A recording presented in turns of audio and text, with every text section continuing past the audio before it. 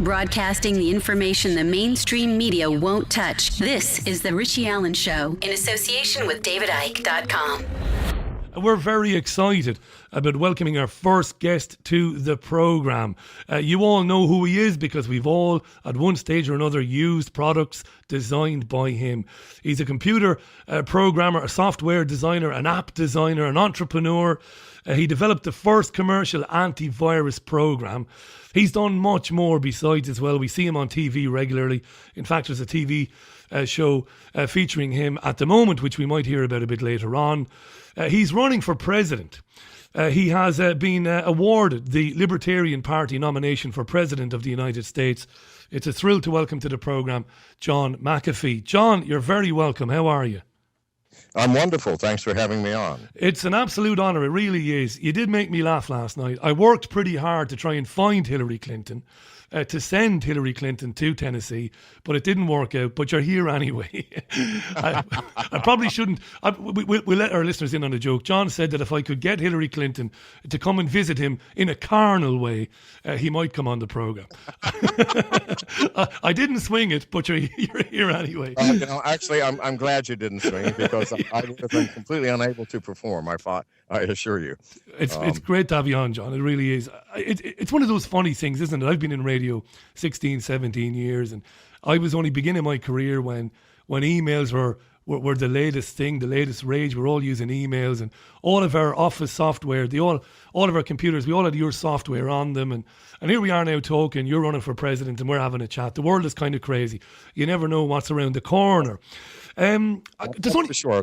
Life is a mystery every day for me. People ask me what my plans are, and I go, well, I have my plan to continue breathing tomorrow. So that's you've got us all talking today because you put out an article today, which I alluded to at the beginning of the program. We've all been talking about the San Bernardino shooters, the Islamic State sleeper cell who killed 14 people or allegedly killed 4 people in December, and we all know about the FBI trying to access one of the shooters' iPhones, and we've learned that they want to compel Apple to put a backdoor into its operating system on the phone, which would allow it to be hacked. Now, you're, of course, completely aghast and horrified by that, and you've come out today and said that to prevent anybody doing any of this, in other words, to prevent Apple being compelled to do this, you've basically said, well, listen, I'm a software genius. You haven't said that, by the way, but you are a software genius. I'll do it for you. Tell us more about that. Well, I mean, there is no such thing as unhackable encryption. I hate to say that. If a bunch of dedicated hackers want to break into encryption, they will do so. It's time consuming and costly, and there of course has to be good reason to do so. And it's all only on a one-on-one basis. It takes a couple of weeks to crack one person's encryption. So I'm saying, I've got a team of the best hackers on the planet. Give us the phone, we'll decrypt it for you and give you the data, and Apple doesn't have to do anything. And by the way, a federal judge ruled today that Apple would have to build that back door. I mean, that's what terrified me, that a federal judge would actually order a computer manufacturer to open a back door into a device that has hundreds of millions of users. That means that all of us, or I don't use an iPhone, by the way, although I have, every iPhone user can now be watched and listened to by the U.S. government. And that's horrifying to me. Now, the FBI said, don't worry, we're only going to use it on this one phone. Give me a break. That's not the way that governments work. Court has ruled that Apple needs. John, that's sorry about that. There's some audio coming in there from USA Today. I left the fader open. You see, I'm not a techie. I'm terrible. I've been doing this job years and I still make basic mistakes like that. John, of course, it's not about one phone. And when you were talking there, problem, reaction, solution comes straight to mind. This is perfect for the government. I'm not saying the San Bernardino shooting didn't happen the way we were told. I'm not saying that at all. But I'm saying, isn't it wonderful to use that event as the excuse to compel a software company or a phone company to build this backdoor? It's about much more than those alleged Yes. terrorist phones, isn't it? Absolutely, and I know this is an excuse, and I can guarantee you that the FBI will not accept my offer for the simple reason that they will say, "Oh, well, we can't let you do that because then you will be able to see what is on the phone." Well, I mean, so what? But I guarantee you that will be the issue because they don't want it just for this phone; they want it for everybody, and we need to understand what that means. If you have a back door, it's a key. And by the way, it's a piece of software that can be copied, and you can make millions of copies of it. Um, so if more than one, even if one person, let's say only one person in the FBI would have this back door, and we know that's not true, it's going to be given to dozens of people to be put in a safe, then I promise you that our foreign nations that are our enemies and other hackers will have that back door within a matter of months. I guarantee it. This is just the way the world works. So what we will have done is instead of helping ourselves, we will have made ourselves vulnerable to every hacker on the planet and every hostile nation that wants to do harm to America. This is the fundamental problem. This is what we cannot allow to stand. I mean, for a federal judge to order us to do something which will weaken everybody in our country who uses iPhones is intolerable. You know and what, you John? know that, Yes. I'm very sorry to interrupt you. You know, as you're saying that, I wish that Tim Cook, the CEO of Apple, I wish he had said to the federal judge, we'll consider doing it when you get the Pentagon to honour the ruling that was made against them a couple of weeks back, which said they had to release 2,500 images of torture from Abu Ghraib. The Pentagon basically stuck two fingers up at the judge and said, well, we'll release 200 pictures of bruises and sprained ankles and stuff like that, but they didn't release the real pictures. You just wish that some of these CEOs would have would grow a pair of balls, John, and say, hey, listen, go to them, Tim Cook, by the way, should be applauded because he is standing firm as he can. However, our justice system doesn't work that way. I wish it did. I wish we could say, look, so you've ordered me, but you ordered the Pentagon. They didn't do it, so I'm not doing it. Well, Tim Cook will end up in jail. But I want to tell you, I applaud him. The man has balls of brass, and I wish him nothing but the best. We need more people like Tim Cook who will stand up and say, look, I'm not doing it. Right up till the last second when they send in the federal marshals and they put him in handcuffs, and then he'll have to. But this can't stand. The world has got to know what madness this is, what insanity it is to put back doors into encryption. It's madness, John. It's madness. madness. Now, what about those listeners who are tweeting? By the way, we are getting literally hundreds of tweets, and there's so many questions. Do you know what's lovely, John? This is a real political news program, but there are people listening tonight who maybe haven't listened before, and they're only listening because you're on, and it's really sweet. They're asking techie questions, which I'm just not going to put to John. It's just not. This show doesn't do that, but it is very funny. Listen, here's a techie question for you then. Why the FBI? Why the federal government making all this noise about this? Some of our listeners think that this is a bit of a smokescreen. If they really want to get into that phone, they know how to do it without getting Apple to build any back doors. What do you say to that? Well, they should know how to do it, but I'm going to be really frank with you. I don't think that they do. And here's the problem. Our Federal Bureau of Investigation is so old and tired in terms of technology. And here's why. They want to hire people who look like them and act like them, people who will wear a three-piece suit and a blue tie and polished shoes every day, someone who's going to show up at 7 o'clock every morning on the dot and will take orders without question. That's not the hacker mentality. I wish it was. I keynoted DEF CON, which is the world's largest hacking convention in Las Vegas last year. 50,000 of the world's best hackers. I couldn't count the number of blue mohawks, 10 gauge pierced. I'm serious. Tattooed faces. These people want to smoke weed while they work. Well, if I were the government, I would say, okay, we're going to give you a separate building. Smoke the weed while you work. Wear your earrings. Come dressed in Bermuda shorts and sandals. I don't really care. Can you do the work? That's all I care. That's all I care about. The government doesn't work that way. It has become such a stern and fixed bureaucracy. So nobody worth their salt is going to work for them. And secondly, they don't pay very much. Do you realize that some of the hackers at DEF CON get a $500,000 a year by contracting themselves out to corporations? Yeah, do you know Uh, what? When you say that, that sounds kind of low to me. But anyway, not that I earn that. I don't earn anything like that. But for the sort of skills that you're describing, I would have thought some of them would have been on, 7 figures and stuff. But obviously I'm wrong.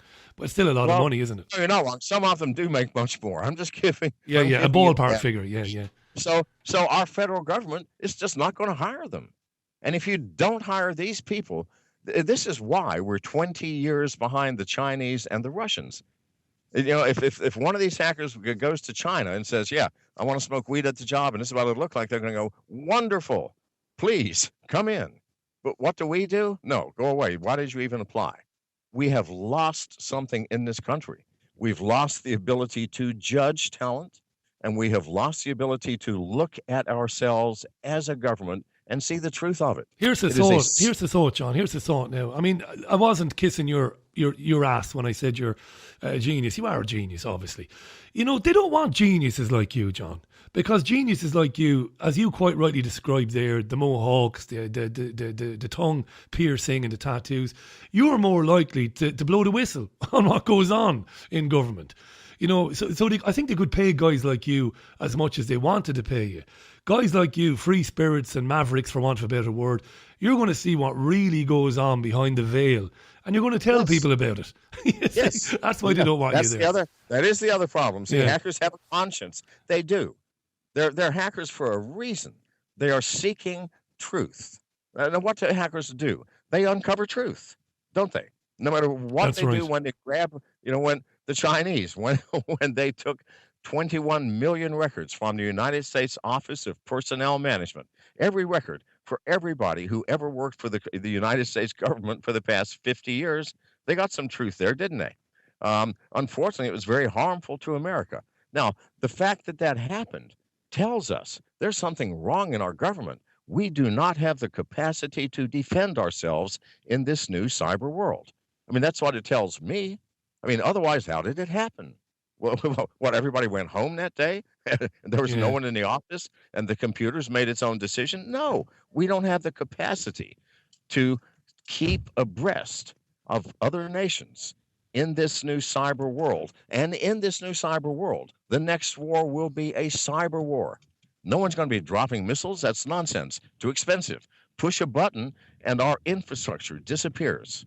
I hope you're right about not dropping nukes, whatever happens. I'm going to read a few tweets out, loads of tweets, loads of people who know all about you are jumping on this. Terence was on to say, if they did create the back door to the iPhone, where does, as a consumer, stand? Would it make the contract void? I suppose they'd have to put it in the fine print of all the new contracts, Terence, I guess. Zana from New Zealand is listening in New Zealand, really interested in this. Rhonda says, remember the mail service Lavabit, which provided Snowden's email. It shut itself down rather than submit to the National Security Agency, says Rhonda. Loads of tweets like that. Tweet at Richie Allen Show, email richie@richieallen.co.uk. Now, John is at official McAfee. Follow him on Twitter at official McAfee, and his website is whoismcafee.com. He's running for president for the Libertarian Party. Thank God there's a choice. Thank God that our listeners in the United States are not stuck with Trump and Clinton and Bush and all the rest of them. John, you believe, and I know because you've written so much and spoke about so much in recent years about surveillance at home and about the erosion of Americans' rights at home. You believe that these are tyrannical times, don't you? You've got a tyrannical government. Yes. No doubt about that. Given the opportunity tomorrow, this might sound childish, but if we could get you in and a team of people with you, what are the things what are the immediate changes that you'd like to make if you were given that wand to wave, that you could instigate instant change? What would you do? Well, there are a lot of things I would do, but my first priority would have to be our national security, and the fact that we really are on the verge of a cyber war with China and possibly with Russia, and that if this occurs full blown, we are defenseless. So it would have to be my first priority to create an Office of Digital Transformation. We can call it what we want. That's just the working title that I would use. An Office of Digital Transformation. And I would go to all of the hacker conferences around America, like Hack Miami, another large conference. I'd put up a booth saying, we're hiring, and we don't care what you look like. And we don't care what you wear. What we care about is, can you help us bring America into the modern age of cybersecurity? And we'd pay them what we have to pay them. Now, let me tell you something. Our department, our Transportation Security Administration, which is that nightmare that controls access to airports, where you have to take off your belt and your shoes, put your hands in the air and get frisks. Meanwhile, they are scrutinizing your personal belongings. It has not worked. We know that. Federal marshals continue to get bombs and hand grenades and guns through all of this. Yeah. It doesn't work. And yet they have a budget that's close to $8 billion a year. $8 billion. Now, with $8 billion, I could hire 10,000 of the finest hackers on the planet and pay them the $500,000 a year and have money left over. And have money left over to spare.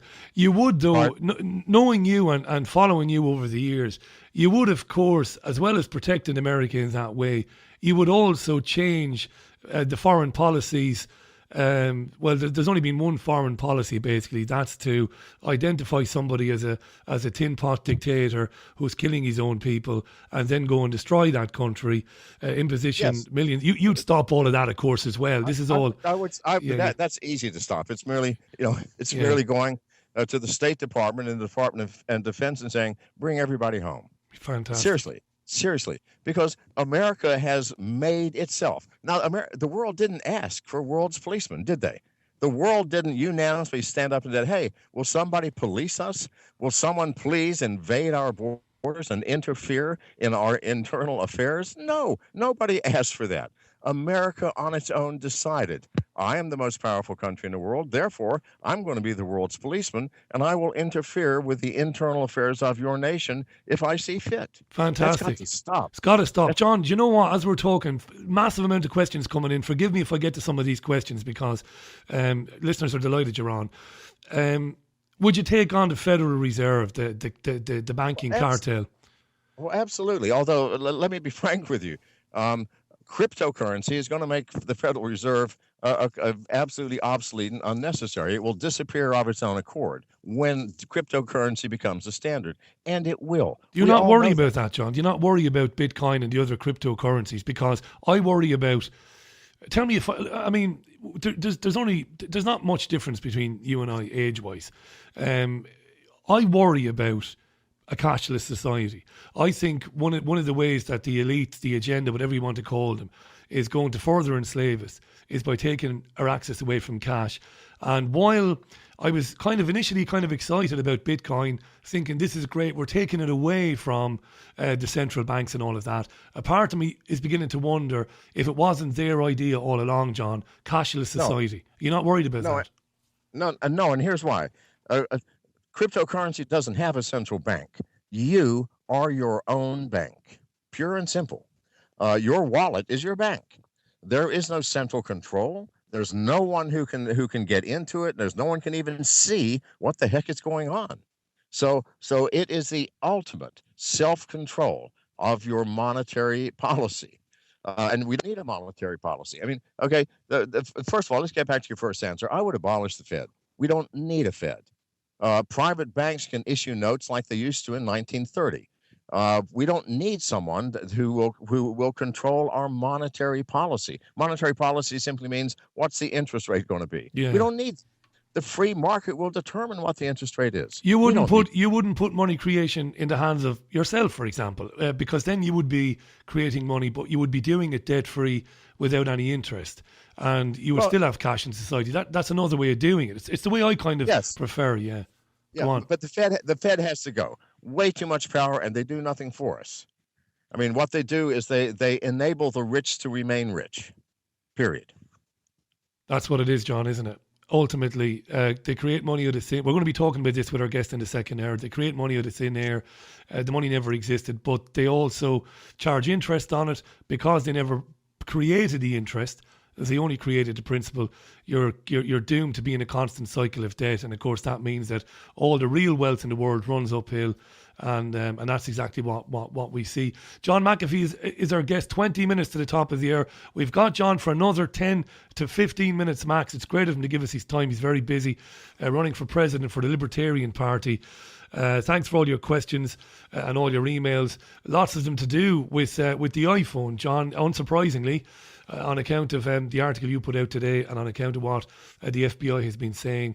Colin was on to say, why would we be surprised that a judge ordered a backdoor from the iPhone creators? Many judges are part of the elite in the system and they are acting to bring in the global control. And it must be said, one or two listeners have said that John sounds more concerned about hacks coming in from overseas threats if there was a backdoor. But if you've read John McAfee, as I have regularly, John is equally as concerned about surveillance within the United States. It's fair to say that, John, isn't it? Of course, I'm concerned. That is another huge problem. It's not just that hackers and foreign nations will get access to everything we're doing. Our own government will have access, and then we already know that the NSA has been spying on American citizens for years, thanks to Edward Snowden. We know that. My God, when I heard that, I thought, am I the enemy now? I'm supposed to be the citizen. The government is supposed to serve me and all of us, not spy on us. We should be spying on the government. Why? It's there to serve us. And if we don't know what it's doing, how do we know it's serving us? Yeah. It should be the reverse. We should pass a law that says everybody in government should be able to be scrutinized by every citizen. Now, that would be a good law. Wouldn't it, John? No, it's the reverse. Wouldn't it just... Pardon? Yeah, I'm nodding along here. Wouldn't it just be the right sort of law that these people have to be under scrutiny 24/7? Absolutely yes, right. Because they're to serve this. Well, we don't know if they're serving us if we don't know what they're doing. So I sure as hell want to know, what the hell are you doing? Tell me. And what money are you spending and why? And if we don't like it, we'll say, no, you can't do that. But no, they're doing the reverse. They are watching us. If we might be the enemy. But you know, we are the enemy, of course, because the big fears, of course, is that more and more people figure out the game and figure out the cartels that are running the game. And, of course, they're terrified of that. John, you know, because you got your finger on the pulse and you know what's going on geopolitically, you know that in England, they're even talking about criminalising the independent media. Now, how they're doing that is they're saying that non-violent extremists, conspiracy theorists are dangerous because their programmes and the things they write might give somebody who's crazy the idea to go and do something stupid. And this is very dangerous. A couple of tweets coming in. Derek says, it's a real pity that John won't get to the White House, says Derek, because the mainstream media won't give him as a time of day. And in the interest of balance, Eric was on to say, this guy is just as bought and sold as any of them. So in the interest of balance, that was Eric there. But listen to me. Do not shortchange me. I have an advantage. I grew up in the digital world. And especially in the internet underground with groups like Anonymous, I am as respected as any. And you must believe me, when push comes to shove, the media is not just CNN and Fox and BBC and the Guardian. No, it's something far more important. It's what's happening on social media.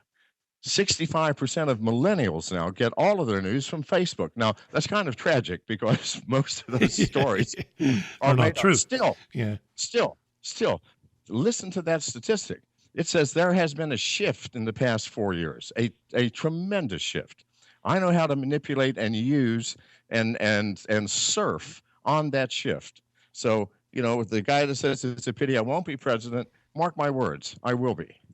Fantastic, John. I love it. Fighting talk. John McAfee, 15 and a half minutes to the top of the hour on the Richie Allen Show in association with DavidIke.com on ACR, Fab Radio 2 here in Manchester. We're on the TuneIn app, of course, as well.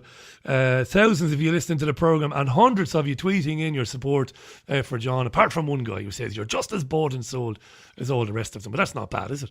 You should see some of the abuse I get. Let's go through some of the some of the comments.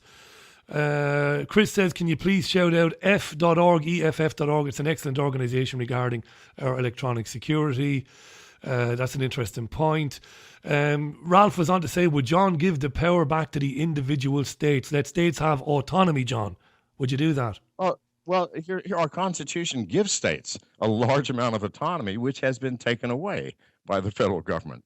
I truly believe that the Federation of States is a necessary part of a smoothly functioning and peaceful society. Why? Because America is so large that the people living in Kansas, 80% of whom are farmers, by the way, they get up with the sun and they till the fields and they plant and deal with weeds and deal with the price fluctuations of wheat and corn.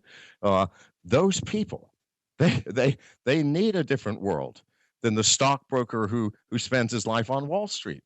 So the states are necessary for autonomy in order for the people who occupy those states to feel that they have their own freedoms. So absolutely, power has to go back to the states. Absolutely. And from there, the power has to go back to the individual. Brilliant stuff, John. Loads of comments coming in at Richie Allen Show on Twitter, richie@richieallen.co.uk. We're not going to get to every single one of them. Martin was on to say, John McAfee, what an interesting guest. He sounds absolutely genuine, says Martin. The Order was on to say, we're talking about security there. Twitter's a funny old thing. You get caught up in conversations on Twitter. Martin was on to say, the internet was designed to withstand nuclear war, and it has just gotten stronger and stronger since then.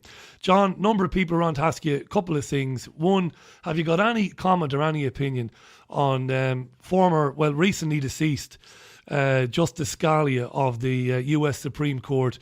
A lot of absolute bewilderment at the fact that there won't be any autopsy on him. A lot of people are saying that this is just an insult to people. It's the system or the elite laughing in people's faces.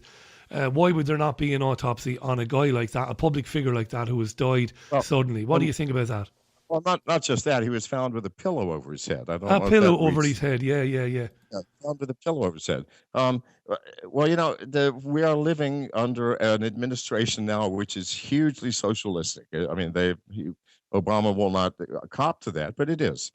Scalia was a stern conservative.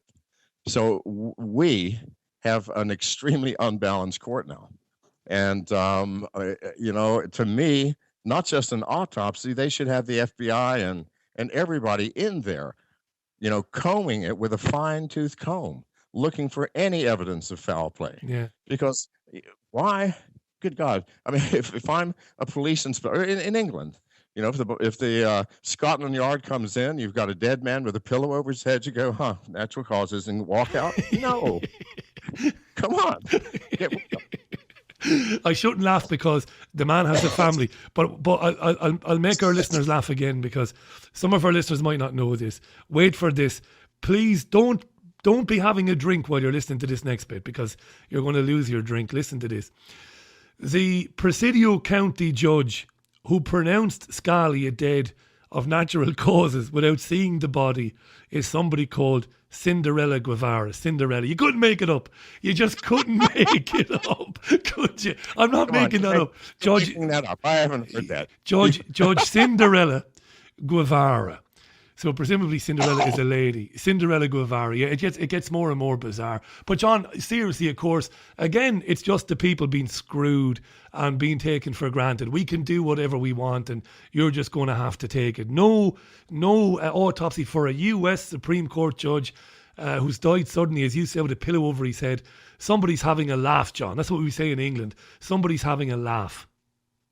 Yes, and it ain't us. Obviously, and again, it's just one more indication that our government has so much power that it believes it can do anything at any time to anyone and get away with it scot-free. Well, that's not true. I mean, all you have to do is look at history far enough back, and you will find that no matter how powerful a country or an empire or an organization, if at some point it becomes so oppressive that the populace says, I've got nothing more to lose, then suddenly there's change. Look at the French Revolution. Look at the Russian Revolution. It happens. I'm sorry. I do not want that to happen in my country. I want sane, rational, acceptable change to take us back to a situation where I am free to do what I want with my body. I can't do that in this country. Hey, now that's important now because a mutual friend of ours, Laura LaRue, the pop singer from California, wonderful woman, Laura, really, really big supporter of independent politicians, independent television and radio shows. She's great, is Laura. And you were the only presidential candidate who had the decency to respond to a question that she put about the autonomy of our bodies. Laura was referring to, of course, vaccination laws being rolled out all around the country where people are being threatened that you lose your job if you don't become vaccinated. Children can't go to school. What do you say, John? What do you say to this? Here's the truth of that. We don't know much. I mean, science is constantly changing and contradicting itself. 150 years ago, if you were really deathly ill, they let half of your blood out of your body. Okay? That was the top science. I don't know the truth of this, but I do know this. If you want to be vaccinated and you believe it will work, why do you care if your neighbor is not? Absolutely. If they have made a bad choice, it's not going to affect you because you've been vaccinated. Your neighbor chose not to. That's his choice. So what's wrong with that? What's wrong with people getting to choose, I want it or I don't want it? I mean, that's the issue. It's not whether vaccinations are right or wrong. It's what right does government have to tell us that we must put something in our body, or the reverse, that we must not put marijuana in our body. Well, Jesus Christ is my body, you know? Absolutely. I mean, it's not, do our bodies belong to ourselves or do they belong to the government? That is the question. If they belong to ourselves, and I'm sure that there is not one listener that cannot agree with that, then nobody has the right to tell me what I might do with or to my body. End of story. John, we're just about running up on time. It's obviously going to be an expensive time for you coming up. I don't know what you're doing about fundraising. Do you want to give out some links? You're more than welcome to do that now. We do have a lot of listeners in the US, verifiably. Let me tell you, I'm way in debt because of this campaign. I don't want you to ease my debt. That's my responsibility. But the campaign does need funds. If we are to succeed, we need help. McAfee2016.com. McAfee2016.com. Press the donate button, even if it's only 50 shillings or 5 shillings or 1 shilling or tuppence. Do something. Help us out. We need help. Do you know what, my friend? It was a real pleasure to meet you. It really was. And, for our listeners, particularly our listeners in the United States, you have a guy here now, folks, who says the sort of things that you've wanted your politician to say for a long time. So get on to McAfee2016.com, 2016.com, and lend a hand. John, please feel free to come back anytime you want. It was a real blast having you on, and I don't mean that in a patronising way. You're obviously very, very serious. I love the issues you stand for, I really do. I love what you have to say, and I wish you all the very best in the coming months. Thank you very much, sir, and thank me for having me on. Are you Irish, by the way? I am from Waterford in Ireland, southeast. My grandfather was Irish, so we do share something in common. That's probably alcohol. But anyway, it's a pleasure being on your show. Thank you. Thanks, John. Bye for now and continued success to you. John McAfee on the line to us there in Tennessee. What an interesting man. What an interesting man.